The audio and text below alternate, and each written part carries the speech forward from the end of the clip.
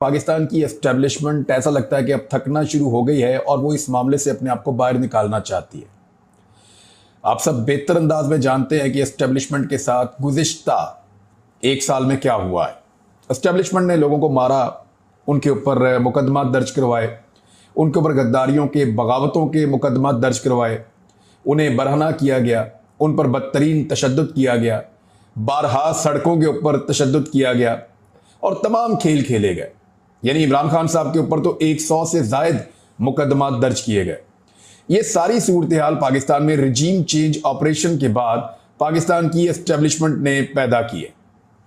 अब एस्टेब्लिशमेंट को इस बात का अंदाज़ा हो गया है कि सारी लड़ाइयाँ लड़ने के काबिल नहीं होती और अपने लोगों से जीतना जो है वो मुमकिन नहीं होता, क्योंकि ये लोग मुख्तलिफ हैं।